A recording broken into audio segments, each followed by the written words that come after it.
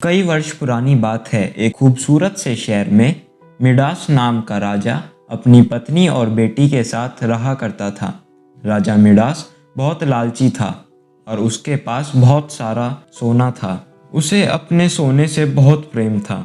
उसे सोना इतना पसंद था कि अपनी बेटी का नाम भी उसने सोनपरी रख दिया था। अपने जीवन में राजा को सिर्फ दो ही चीज सबसे प्रिय थी, एक सोना और दूसरी सोनपरी। वह अपना सारा सोना एक तय खाने में रखता था और हर रोज उसे गिनता था। उसकी इस आदत पर रानी कहा करती थी कि महाराज, आप ऐसे हर रोज अपना सोना गिनेंगे तो एक दिन यह सारा सोना गायब हो जाएगा।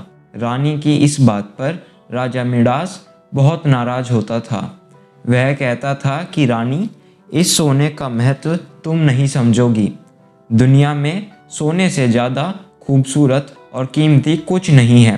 हर रोज राजा अपना सोना गिनता और सोने के लिए उसका मोह बढ़ता ही जाता। साथ ही दिन पर दिन राजा और लालची होता जा रहा था। जहाँ एक तरफ राजा को सोने से इतना मोह था, वहीं राजकुमारी सोनपरी को सोने में कोई दिलचस्पी नहीं थी। दिन भर वह महल के बगीचे में खेला करती थी। उसे प्रकृति से बहुत प्रेम था। सोनपरी राजा से कहा करती थी, पिताजी देखिए इस फूल को, यह कितना सुंदर है। इस पर राजा मिडास जवाब देते हैं कि हाँ, सुंदर तो है, लेकिन अगर यह सोने का होता तो और ज़्यादा सुंदर होता। सोने के लिए राजा मिडास की लालच इतनी बढ़ती जा रही थी कि वह दुनिया का सबसे अमीर व्यक्ति बनना चाहता था। धीरे धीरे उसकी यह चाहत कब पागलपन में बदल गई, किसी को पता ही नहीं चला। एक दिन राजा ने सबसे अमीर आदमी बनने के लिए भगवान से प्रार्थना करने के बारे में सोचा।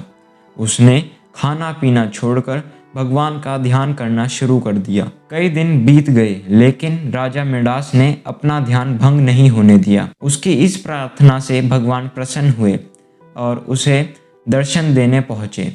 भगवान ने कहा कि बताओ, तुम्हें क्या वरदान चाहिए। राजा ने कहा, भगवान, मुझे ऐसी शक्ति दो कि जिस भी चीज़ को मैं स्पर्श करूं वह सोने की बन जाए। भगवान ने उसे वरदान दे दिया और कहा कि एक बात हमेशा याद रखना कि सोने से तुम हर खुशी नहीं खरीद सकते। ऐसा कहकर भगवान गायब हो गए और राजा खुशी के मारे झूम उठा। वह महल की हर छोटी बड़ी चीज को छूने लगा।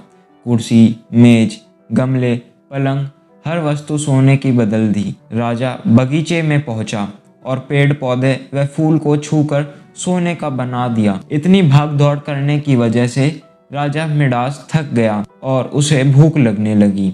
वह खाना खाने के लिए महल में गया और अपने सोने की कुर्सी व मेज पर बैठ गया। मेज पर कई प्रकार के पकवान, मिठाइयाँ और फल रखे हुए थे, जिन्हें देखकर राजा के मुंह में पानी आ गया। जैसे ही राजा ने पकवान खाया तो उसका सामने का एक दांत टूटकर गिर गया और यह देखकर वह चौंक गया। उसने देखा उसके स्पर्श से पकवान सोने में बदल गए।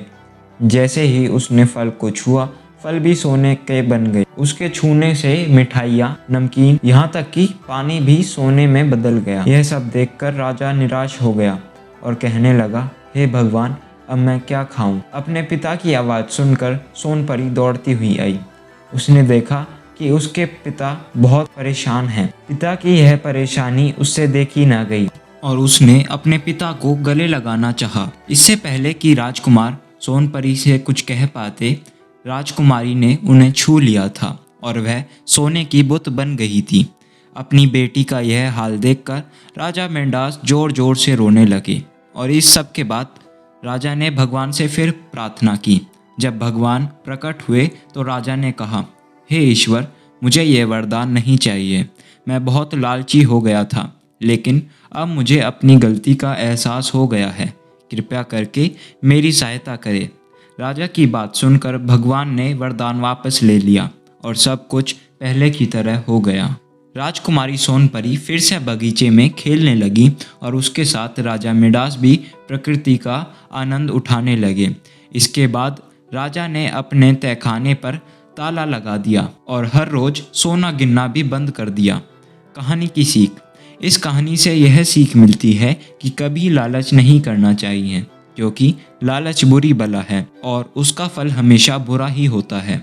अगर आपको हमारी यह वीडियो पसंद आई हो तो चैनल को सब्सक्राइब करें, वीडियो को लाइक करें और शेयर करना ना भूलें। धन्यवाद।